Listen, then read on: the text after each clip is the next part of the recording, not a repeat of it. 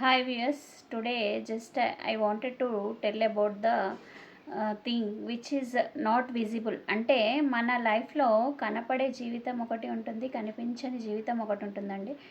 కనపడే జీవితమే మనము శాశ్వతం అనుకొని కనిపించని జీవితం గురించి ఆలోచించము. ఆ కనపడే జీవితం ఏంటి, కనపడని జీవితం ఏంటి అనేది తెలుసుకుందాం. యాక్చువల్గా కనపడే జీవితం ఏంటి అంటే మనము దైనందిక జీవితంలో చేసే పనులు. అంటే మార్నింగ్ డైలీ రొటీన్ అనమాట. మార్నింగ్ లేచినప్పటి నుంచి మన ఉద్యోగం కానీ, మన డైలీ యాక్టివిటీస్ కానీ, మనకు అంటే మనకు ఆదాయాన్ని ఇచ్చేవే కానీ, మనకు సంతోషాన్ని ఇచ్చేవే కానీ, ఏవైనా సరే అవి కనపడుతూ ఉంటాయన్నమాట. అంటే మనకు ఇది చేస్తే సంతోషం వస్తుంది, అది చేస్తే సంతోషం వస్తుంది అని అనుకుంటాము. సో కనపడే జీవితం ఏంటి అంటే ఇవన్నీ కనపడే జీవితం. మనకొచ్చే జీతం, మనం చేసే ఉద్యోగం, మనం చేసే యాక్టివిటీస్ అనేవి కనిపించే జీవితం అనమాట. అంటే కనపడని జీవితం కూడా చాలా ఉంటుందండి. యాక్చువల్గా మనం ఏమనుకుంటాం, ఈ కనిపించే జీవితమే శాశ్వతము అని అనుకుంటాము. అంటే కనపడని జీవితం అంటే ఏంటి అంటే మనము 24 అవర్స్లో ఒకే వర్క్స్ చేస్తూ ఉండలేమన్నమాట. అంటే అప్పుడప్పుడు మనము మధ్యలో రెస్ట్ తీసుకోవడం జరుగుతుంది. సో రెస్ట్ తీసుకున్నప్పుడు డిఫరెంట్ కళలు వస్తాయి. ఇలా ఇలా అది అప్పుడు మనం అన్‌కాన్షియస్ స్టేజ్‌కి వెళ్ళిపోతామన్నమాట ఆ నిద్రలో. ఇలాంటివన్నీ కనపడని జీవితం అనమాట. అంటే ఏంటి అంటే ప్రతి ఒక్కరు ఏమనుకుంటున్నారంటే కనిపించే మా ఈ కనిపించే లైఫ్‌లో మనం వేసుకున్న దుస్తులు కానీ, మన అలంకరణ కానీ, లేకపోతే మనం సంపాదించిన ఆస్తులు కానీ, ఇవే మన జీవితం అనుకుంటారు. యాక్చువల్‌గా వాటి కోసమే పాటుపడుతూ లైఫ్‌లో ఫైనల్‌గా వాళ్ళకి ఇష్టమైంది ఏమీ చేయక, వాళ్ళకు నచ్చినది చేయక చాలా కుంగిపోతూ ఉంటారనమాట.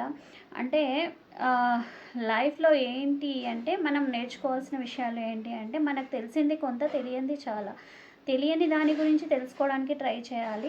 ఏదైనా కూడా మనము నెక్స్ట్ ఏం చేయాలి అనే ఒక ప్లానింగ్ ఉండాలి. కానీ తెలియని జీవితం గురించి తెలుసుకోవాలని కూడా అప్పుడప్పుడు ఉండాలి. అంటే కొన్ని ఉన్నాయండి మనకి. ఇప్పుడు కనిపించే జీవితం ఏంటి, మన ఫ్యామిలీ, మన పిల్లలు, లేకపోతే మన చుట్టుపక్కల వాళ్ళు, ఇదంతా కనిపించే జీవితం అనమాట. కనపడని జీవితం ఏంటి, ఇంకా చాలా ఉంది. అంటే మనము ధ్యానం చేయడం కానీ, లేకపోతే ఈ ధ్యానం చేసినప్పుడు ఏమవుతుంది, మన ఆలోచనలన్నీ పోయి మన ఆలోచన రహిత స్థితి అనేది ఏర్పడుతుంది. అప్పుడు మనకు తెలియనివి ఏమైనా తెలుసుకోవచ్చు. అంటే కొన్ని అనుభవాలు రావచ్చు. ఇదంతా కనపడని జీవితం అనమాట. అంటే ఈ కనిపించే జీవితానికే కాకుండా ఒక్కొక్కసారి కనపడని జీవితానికి కూడా మనము ప్రాధాన్యత ఇవ్వవలసి ఉంటుంది. ఇప్పుడు జీవితాన్ని వృధా చేసుకోకుండా సద్వినియోగం చేసుకోవాలి అంటే ఎప్పుడూ కూడా ఏదో ఒకటి కొత్తది నేర్చుకోవడానికి ట్రై చేస్తూ ఉండాలి. మనం ఎప్పుడు కూడా ఐడియల్గా ఉండకూడదు. ఇప్పుడు మనం చూసే ప్రపంచమే ప్రపంచం కాదు. మనకు తెలిసింది కాదు, తెలియంది చాలా ఉంది. సో తెలియని దాని గురించి తెలుసుకుంటూ ఉండాలి. ఎక్స్‌ప్లోర్ అవ్వాలి. We need to explore to the new things అనమాట. సో అప్పుడే మనం ఎప్పుడైతే న్యూ థింగ్స్‌కి ఎక్స్‌ప్లోర్ అవుతూ ఉంటామో అప్పుడే మనకి చాలా విషయాలు తెలుస్తూ ఉంటుంది. అందులో ఇన్నోవేషన్ అనేది స్టార్ట్ అవుతుంది. ఇప్పుడు నీకు ఒక విషయం తెలిస్తే దాన్ని క్రియేటివ్‌గా ఏ విధంగా చేయొచ్చు, అదే విషయాన్ని ఒక 10 డిఫరెంట్ థింగ్స్‌లో ఏ విధంగా చేయొచ్చు అనేది తెలుసుకోగలుగుతావు. నువ్వు ఫస్ట్ స్టెప్పే వేయంది నీకు ఏది తెలియదు. సో కాబట్టి ఏదైనా కూడా మనము జాగరూకతో కొత్త విషయాలను నేర్చుకునేటప్పుడు అందులో ఏ విధంగా ఎక్స్‌ప్లోర్ అవ్వగలుగుతాము, ఏ విధంగా మనము గెట్ ఆన్ అవ్వగలుగుతాము అనేది తెలుసుకోవాలి. సో ఈ విధంగా గమనించుకోవాలి.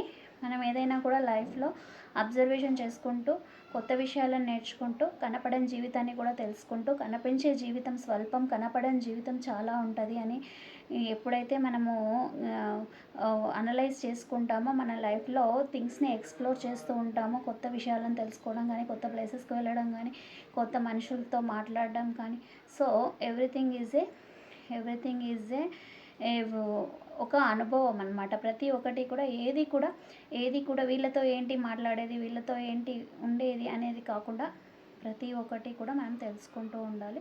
సో అతనికి మనకు తెలియని ఏదో తెలిసి ఉండొచ్చు. So we need to get the things from them also.